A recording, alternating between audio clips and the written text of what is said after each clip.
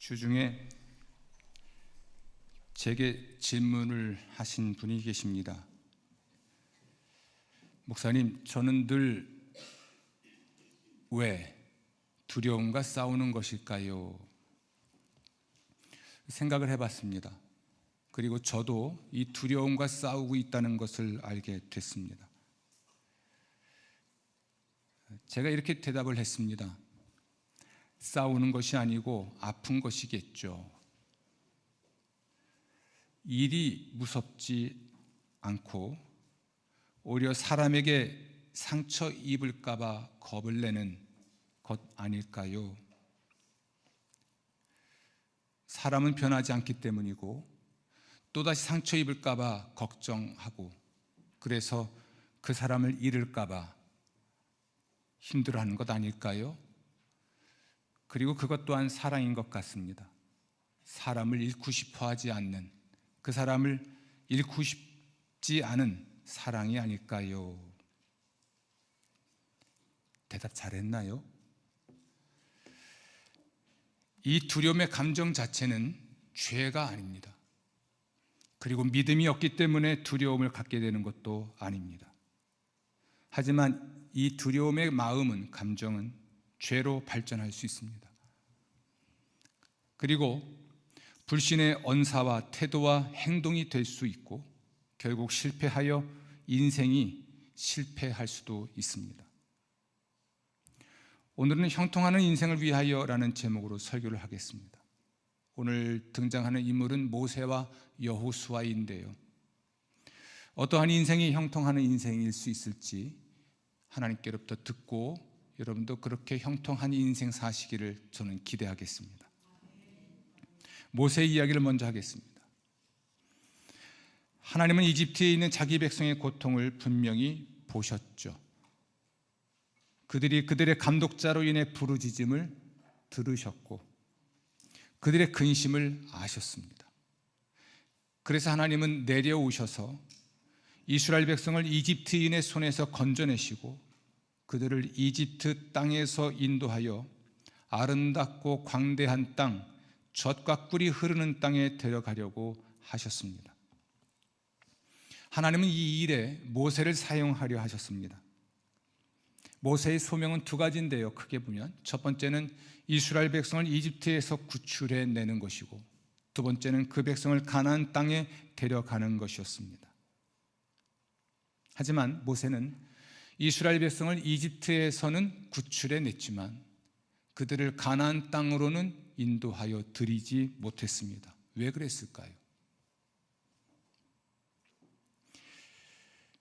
이스라엘 백성은 이집트에서 나온 후 공경에 빠질 때마다 믿음이 모자라서 불만과 반항의 행동을 반복했습니다.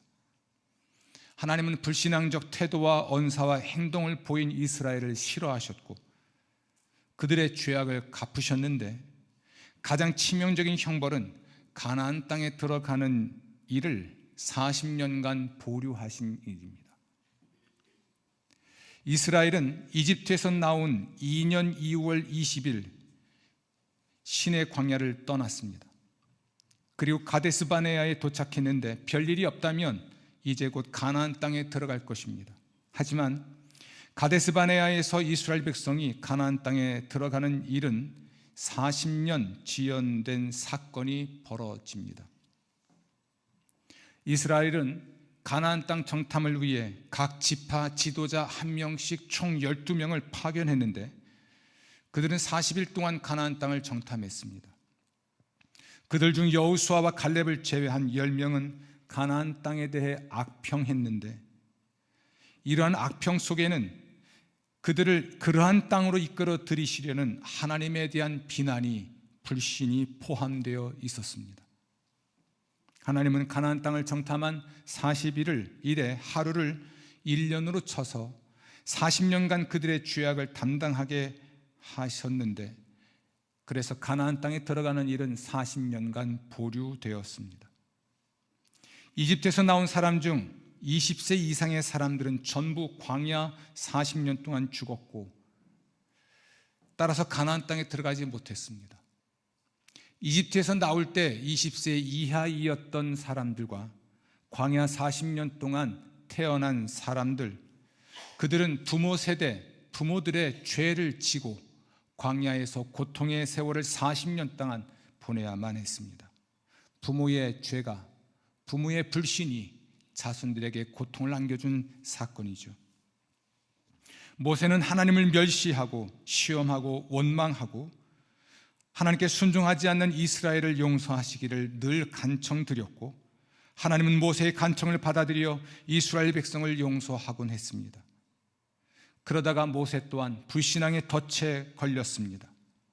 이 일로 모세도 가나안 땅에 들어갈 수 없게 되었고, 당연히 이스라엘 백성을 가나안 땅으로 인도하여 드릴 수도 없게 됐습니다.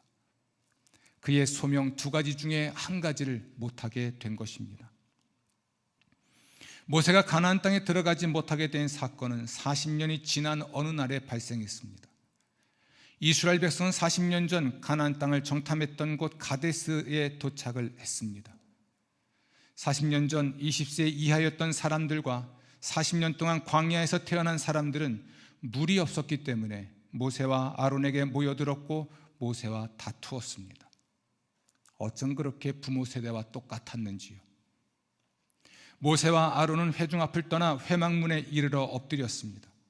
하나님의 영광이 그들에게 나타났고 하나님께서 회중을 모으고 그들의 목전에서 너희는 반석에게 명령하여 물을 내라라고 말씀하셨습니다. 모세는 하나님 앞에서 지팡이를 잡았고 회중을 그 반석 앞에 모았습니다. 회중에게 우리가 너희를 위하여 이 반석에서 물을 내랴 라고 외치며 손을 들어 그의 지팡이로 반석을 2번 쳤는데 물이 많이 솟아 나왔습니다. 하나님은 이 사건에 대해 너희가 나를 믿지 아니하고 이스라엘 자손의 목전에서 내 거룩함을 나타내지 아니한 고로 너희는 이 회중을 내가 그들에게 준 땅으로 인도하여 드리지 못하리라 라고 말씀하셨습니다.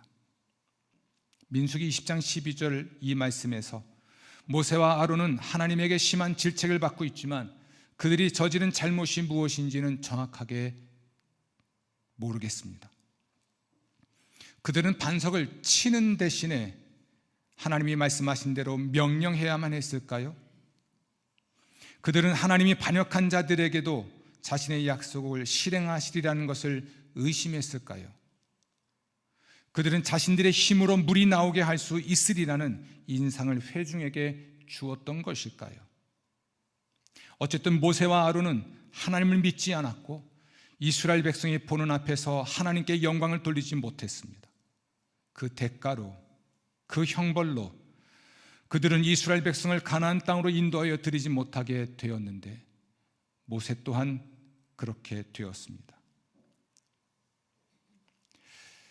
신명기 1장 37절 38절 보면 모세는 자기가 가나안 땅에 들어가지 못하게 된 이유를 말합니다. 너희 때문에 내게도 진노하사. 어떤 사람들은 너희 때문에 나도라고 말하는 모세를 참 부족한 지도자라고 비난할지 모르겠습니다. 그러나 이집트에서 나와 광야에서 40년 동안 유랑 생활을 한 40년의 이스라엘 역사를 아는 사람이라면 모세를 불행한 지도자라고 안타까워할 것입니다. 40년 전이나 40년 후에나 부모 세대나 자녀 세대나 똑같았습니다. 이스라엘 백성은 믿음이 모자라 하나님을 원망, 비난, 멸시했습니다. 모세는 이스라엘 백성의 불신앙과 불순종으로 인해 충분히 지쳤고 분노했고 그래서 가데스에서 실패했습니다. 모세가 가나안 땅에 들어가지 못한 이유는 이스라엘 백성 때문인 것이 맞습니다. 하나님은 모세에게 죽을 준비를 시키셨습니다. 가나안 땅 여리고 맞은편 모압 땅에 있는 느보산에 오르게 하셨고 모세는 그 산에 올라 가나안 땅을 바라보았으나 들어가지는 못하고 그곳에서 죽었습니다. 죽기 전에 그는 여호수아에게 안수하여 그를 후계자로 세웠고 세상을 떠나게 됩니다. 신명기 34장 7절은 모세의 죽음에 관한 기록인데 매우 의미심장합니다.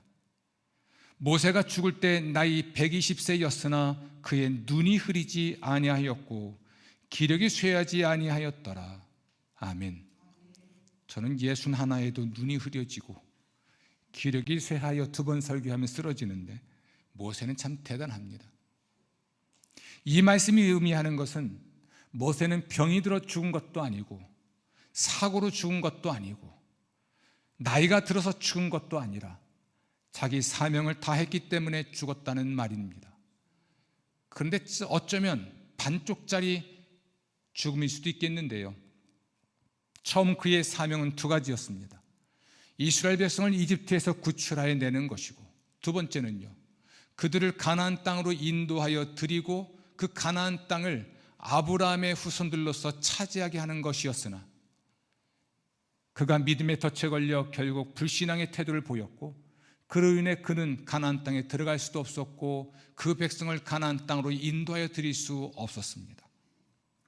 그렇다고 이스라엘 민족을 가나안 땅으로 인도하여 드리는 일, 이 하나님의 약속, 하나님의 축복의 언약이 취소된 것인가? 아닙니다. 하나님은 사람을 바꿉니다. 모세의 사명은 느보산까지, 그리고 그의 후계자 여호수아는 이스라엘 백성을 이끌고 요단강을 건너 가나안 땅으로 들어가게 될 것입니다. 이제 여호수아의 이야기를 좀 하겠습니다. 하나님이 여호수아를 모세의 후계자로 세우려는 계획은 모세가 죽기 직전이 아닙니다. 오히려 40년 전 이집트에서 나온 후 둘째 달 15일이 지난 어느 날 이스라엘 백성은 르비딤의 장막을 친 때였습니다. 그때 아말렉이 이스라엘 백성을 공격했습니다. 모세는 여호수아를 전장에 보낸 후 산꼭대기에 올라가서 하나님의 지팡이를 잡은 손을 들었고, 이스라엘 백성은 전쟁에서 승리했습니다. 들린 손과 내린 손, 이것은 승리의 힘이 오직 하나님에게서 오는 것을 알게 하는데, 이스라엘은 오직 하나님의 힘으로 싸움에서 이겼던 겁니다. 하나님은 이 싸움에서 승리한 후 모세에게 이것을 책에 기록하여 기념하게 하고 여호수아의 귀에 외워 들리라 라고 말씀하십니다. 모세는 제단을 쌓았고 그 이름을 여호와 니시라 하였고, 여호와께서 맹세하시기를 여호와가 아말렉과 더불어 대대로 싸우리라 하셨다라고 말을 하였습니다. 그런데 여러분, 하나님이 아말렉과의 르비딤 싸움에서 승리하신 일, 그리고 대대로 아말렉과 싸우실 일을 책에 기록하여 기념하게 하고 여호수아를 지목한 후 그의 귀에 외워 들리라 라고 말씀하신 이유는 무엇일까요? 그날 하나님은 여호수아를 이스라엘 백성의 차기 지도자로 선택하셨기 때문에 그렇습니다. 그러나 아직은 아니었습니다. 여호수아가 이스라엘 백성의 지도자가 되는 것은 아마도, 그리고 분명히 모세가 죽은 후, 어쩌면 가나안 땅으로 그들을 인도하여 드리고 자기 사명 2가지를 다한 후였을 것 같습니다. 하지만 상황이 바뀌었죠. 하나님이 율법과 계명을 친히 기록한 돌판을 주기 위해 산에 올라 내게로 와서 거기 있으라 라고 말씀하셨을 때 모세는 여호수아와 동행을 합니다. 모세 또한 하나님의 의도를 알았고 여호수아를 후계자로 준비시키기 시작한 겁니다. 성경에 의하면 여호수아는 모세의 부하였고 젊은 수종자였다고 말합니다. 모세는 여호수아와 동행했는데 하나님의 계시를 받는 산, 그리고 성막에 동행했습니다. 모세는 여호수아를 적어도 40년 동안 지도자로 훈련했고 지도력을 승계한 후 세상을 떠나게 되었습니다. 모세가 죽은 후 하나님은 여호수아에게 사명을 주셨는데, 오늘 함께 읽었던 여호수아서 1장 1절부터 9절은 여호수아의 사명과 관련한 말씀입니다. 그런데 유독 하나님은 여호수아에게 강조하여 하시는 말씀이 있었습니다. 강하고 담대하라. 강하고 극히 담대하라. 강하고 담대하라. 두려워하지 말며 놀라지 말라. 정말 그러했는지는 모르겠으나 여호수아는 약함과 소심함과 두려움과 놀람을 극복해야만 한 것은 분명했습니다. 여쭤보겠습니다. 여호수아가 강하고 담대해야 하는 이유는 무엇이었을까요? 여호수아를 두렵게 하고 놀라키는 일은 무엇이었을까요? 예를 들면 우리가 알고 있듯이 요단강을 건너는 일이나 여리고를 정복하는 일과 같은 것이었을까요? 물론 그럴 수 있었을 것입니다. 그러나 성경의 문맥과 내용으로 보면 그보다는 하나님 백성의 불신앙적 태도와 언사와 행동이었을 것이 분명합니다. 여러분, 모세를 평생 괴롭힌 일은 무엇이었는지 혹시 아십니까? 모세를 두렵게 만들고 그를 놀라킨 일이 무엇이었는지 혹시 생각해 보셨습니까? 이집트 왕과 군대 때문이었을까요? 홍해바다, 광야의 결핍과 위험, 적대적인 나라들 때문이었을까요? 아닙니다. 모세는 그런 일에는 오히려 강했고 담대했습니다. 하나님의 현존, 동행, 돌봄을 믿었기 때문입니다.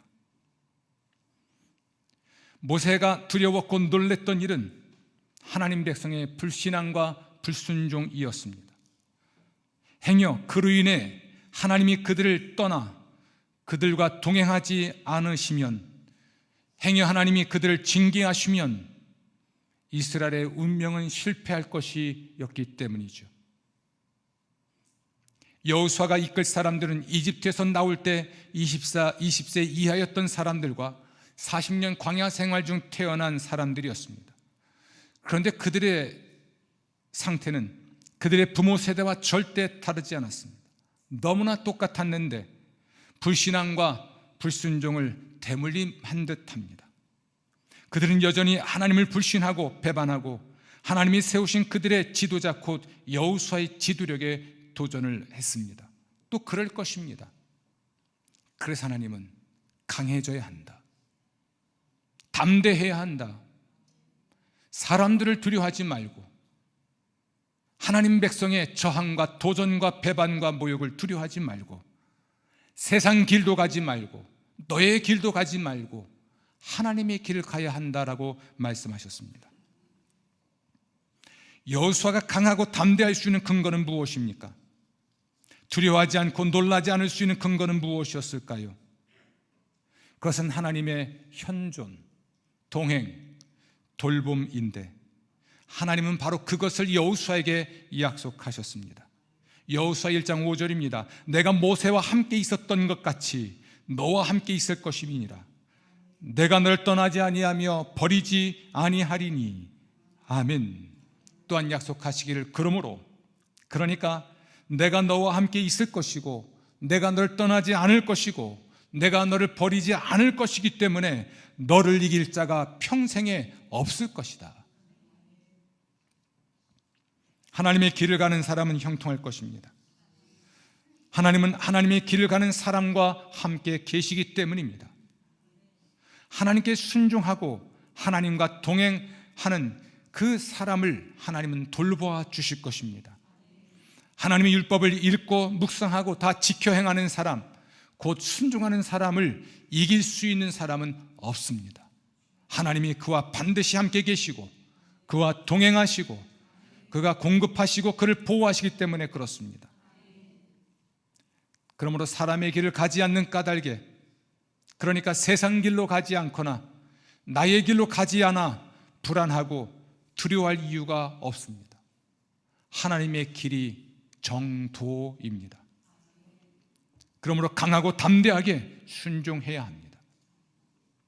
모세와 함께 계셨던 것 같이 자기와 함께 계시겠다는 약속이 얼마나 위대한 것인지 여호수아는 경험으로 알고 있었습니다.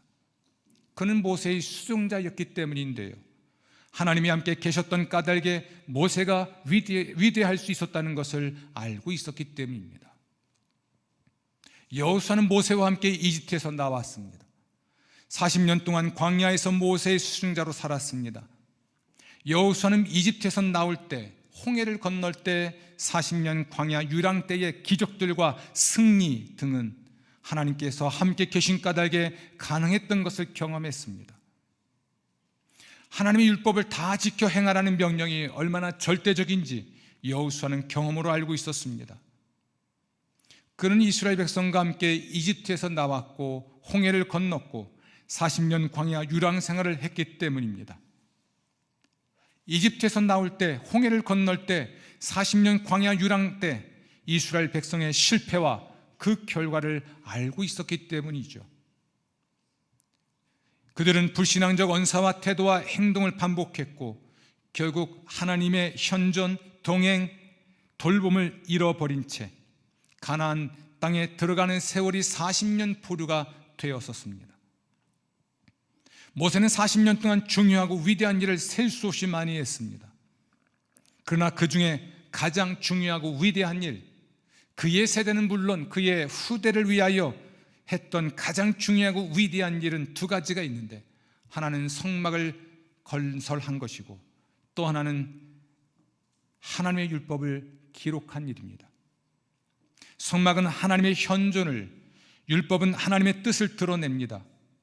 모세는 살아있는 동안 성막에 들어가 하나님을 만났고 하나님의 계시를 받았고 기록된 하나님의 율법을 이스라엘 백성에게 가르쳤습니다. 모세가 죽은 후 여호수아는 성막과 율법서 두 가지를 가지고 있었습니다. 그리고 이스라엘의 지도자가 된 후 여호수아는 모세처럼 성막에 현존하시는 하나님을 통해 계시를 받았고 기록된 율법서를 읽고 묵상하고 순종하여 형통할 수가 있었습니다. 조금은 개인적일 수 있겠지만 이 설교를 쓰면서 이 설교를 하는 이 시간에도 저의 사명을 묵상하였습니다. 제가 저희에게 부임할 즈음에 함께하는 교회를 이끌고 들어갈 땅이 있었습니다. 과연 내가 그 땅에 들어갈 수 있을까? 함께하는 백성들을 하나님이 약속하신 땅으로 인도하여 드릴 수 있을까? 아니라면 나의 사명은 어디까지인가? 제 마음은 복잡해졌습니다. 저는 제가 부임할 때 하나님이 약속하신 땅으로 들어가지 못할 것입니다. 후임이 그 땅으로 반드시 인도하여 드리고 여러분들을 하나님의 축복의 땅에서 하나님의 복을 누리며 살게 할 것입니다. 제가 할 일은 어쩌면 모세처럼 예배를 회복하고 교리를 철저히 가르쳐 하나님의 말씀 내에 세우고 하나님 말씀에 순종하도록 훈련시키는 일인 듯합니다. 하나님의 약속은 40년이 지나도 400년이 지나도 1000년이 지나도 이루어집니다. 우리의 불신앙으로 지연하실 수는 있으나 하나님은 약속을 반드시 이루십니다. 지도자를 바꾸실 수는 있으나 절대로 그 약속을 포기하시지 않습니다. 교회는 물론 자기 인생에 관한 혹은 가족의 인생에 관한 하나님께 받은 약속을 결코 잊지 마십시오. 하나님은 약속을 이루실 수 있습니다. 이집트 제국의 왕과 군대를 이기셨고 홍해를 가르셨고 광야의 결핍을 채우셨고 광야의 위험에서 건지셨듯이 우리를 위협하는 여러분을 위협하는 거대한 힘, 장애, 결핍, 위험을 이기십니다. 그러므로 이미 받은 복들을 되새기고 감사하십시오. 하나님을 신뢰하고 순종하십시오. 우리의 불신과 불순종은 우리가 복받을 때를 지연시키고 우리는 그 복을 받지 못하고 우리의 후손은 우리 죄를 지고 불행한 인생을 살아야 할 수도 있습니다. 순종을 보류하면 하나님의 복도 보류됩니다. 오직 성경에 기록된 대로 사십시오. 세상의 길, 나의 길이 아니라 하나님의 길을 가십시오. 세상이 하나님의 길을 가지 못하도록 유혹할 수 있고 협박할 수 있습니다. 여러분 자신이 하나님의 길을 갈 수 없도록 충동하고 회방할 수 있습니다. 그러나 하나님의 길을 가야 합니다. 하나님이 우리와 함께 계시고 우리 길이 평탄할 것입니다. 하나님 말씀을 받기 위해 예배에 헌신하시고 예배 중에 하나님의 말씀을 받으십시오. 하나님의 길 가기를 두려워하지 마십시오. 담대히 하나님의 길을 가십시오. 성공하는 인생, 형통하는 삶이 될 것입니다. 신명기 1장 8절부터 9절인데요, 다시 한번 읽는 것으로 설교를 마치겠습니다.